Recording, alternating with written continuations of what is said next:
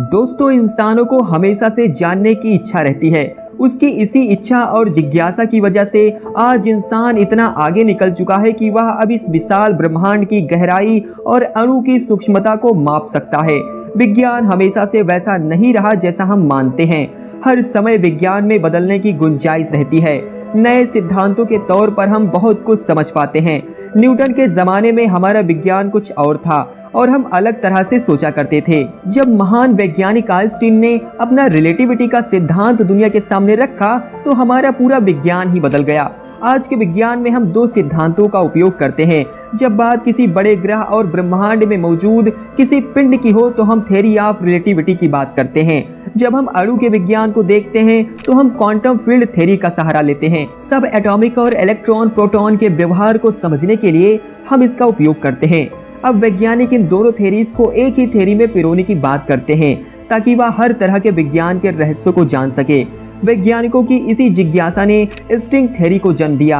आज के इस वीडियो में हम इसी के बारे में जानेंगे। वीडियो शुरू होने से पहले अगर आपने अभी तक हमारे चैनल को सब्सक्राइब नहीं किया है तो सब्सक्राइब द ऑर्बिट वर्ल्ड और वीडियो अच्छा लगे तो एक लाइक जरूर कर दें। दोस्तों, न्यूटन ने गति के 3 नियम और गुरुत्वाकर्षण का सिद्धांत दिया।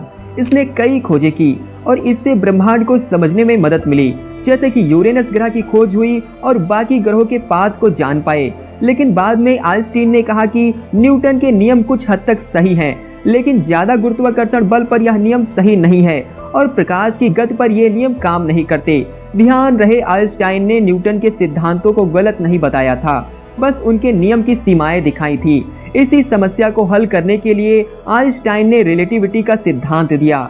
इस सिद्धांत के जरिए हम ब्रह्मांड की बड़ी बड़ी चीजों को समझ पाए। दोस्तों, जब वैज्ञानिकों को लगा कि हमने भौतिक विज्ञान को पूरी तरह से जान लिया है और अब भौतिकी क्षेत्र में जानने को ज्यादा कुछ बचा नहीं है, लेकिन तभी जन्म हुआ क्वांटम फिजिक्स का। इसने वैज्ञानिकों को बता दिया कि अभी तो इसकी शुरुआत हुई है और बहुत कुछ जानना अभी बाकी है। साल 1897 में वैज्ञानिक जॉन डाल्टन ने एटम थ्योरी दी। इसके मुताबिक हर तत्व एक अलग तरह के परमाणु से बना होता है। बाद में वैज्ञानिक जे थॉमसन ने इलेक्ट्रॉन के अस्तित्व का सबूत दिया। इसके बाद मैक्स प्लांक ने इसे आगे बढ़ाकर क्वांटम भौतिक विज्ञान का निर्माण किया। बाद में साल 1911 में रदरफोर्ड ने एक मॉडल तैयार किया जिसके मुताबिक परमाणु के केंद्र में प्रोटॉन होते हैं और इलेक्ट्रॉन उसके आसपास परिभ्रमण करते हैं। बाद में पॉल डिराक ने इलेक्ट्रॉन को समझने वाला समीकरण बनाया। फिर वैज्ञानिकों को लगा कि ऐसा ही एक प्रोटॉन के लिए समीकरण मिल जाए और क्वांटम फिजिक्स का खेल खत्म। लेकिन साल 1932 में जेम्स चैडविक ने न्यूट्रॉन को खोज निकाला। बाद में लगभग 30 सालों तक यही माना गया कि यह पार्टिकल ब्रह्मांड के सबसे छोटे भाग हैं। लेकिन तभी सबके सामने आए क्वार्क्स। पहले कुछ ही क्वार्क्स को खोजा गया, लेकिन बाद में ज्यादा मात्रा में अलग अलग प्रकार के बहुत छोटे स्तर पर पार्टिकल ढूंढ लिया गया। इन सारे सूक्ष्म पार्टिकल्स और मूलभूत बलों के लिए विकसित हुआ स्टैंडर्ड मॉडल। अब इतने सूक्ष्म स्तर पर भौतिक विज्ञान के सामान्य नियम लागू नहीं होते थे और उसका प्रमाण हमें यह प्रयोग देते थे। प्रकाश के 2 स्वभाव, कण और तरंग, हाइजेनबर्ग का अनिश्चितता का सिद्धांत, श्रोडिंगर की बिल्लियां और क्वांटम एंटेगलमेंट, भौतिक गुणों का क्वांटाइजेशन। अब भौतिक विज्ञान के 2 भाग बन गए थे, क्लासिकल फिजिक्स और क्वांटम फिजिक्स। दोस्तों, इन दोनों के लिए अलग अलग थ्योरीज थी। क्लासिकल फिजिक्स के लिए आइंस्टीन की जनरल रिलेटिविटी का सिद्धांत और क्वांटम फिजिक्स के लिए क्वांटम फील्ड थ्योरी थी। अब समस्या यह थी कि एक ही प्रकृति को समझने के लिए 2 अलग अलग थ्योरीज थी। मतलब कि ऐसा कैसे हो सकता है। इसीलिए इस समस्या को सुलझाने के लिए जन्म हुआ स्ट्रिंग थ्योरी का। पहले 2 थ्योरीज किसी चीज को उसके कण के रूप में देखती थी, मतलब कि अणु, परमाणु, इलेक्ट्रॉन, प्रोटॉन, क्वार्क्स वगैरह वगैरह। लेकिन स्ट्रिंग थ्योरी अणु के सबसे छोटे भाग को एक स्ट्रिंग यानी कि एक तंतु की तरह समझता है।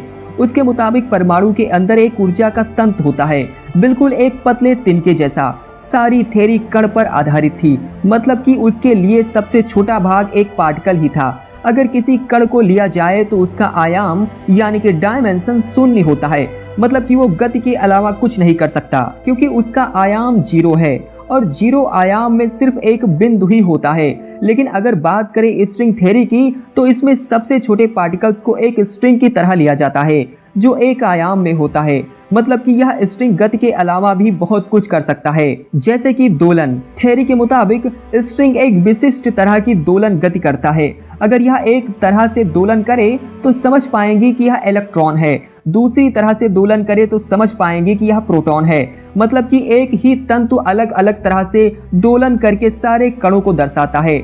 दोस्तों, यह तंतु का मतलब है जो पदार्थ पतली और लगातार लरी के रूप में रहता है, उसे तंतु कहते हैं। दोस्तों, स्ट्रिंग थ्योरी पर पहले लोगों ने ज्यादा ध्यान नहीं दिया क्योंकि उसमें उनको कुछ फनी जैसा लगता था, और वो थे थ्योरी के 26 आयाम और टैक्योन।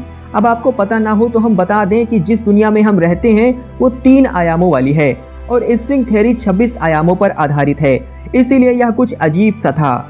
अब बात करें टैक्योन की, तो वो एक तरह के ऐसे कण होते हैं जो प्रकाश की गति से भी ज्यादा तेज रफ्तार से चलते हैं।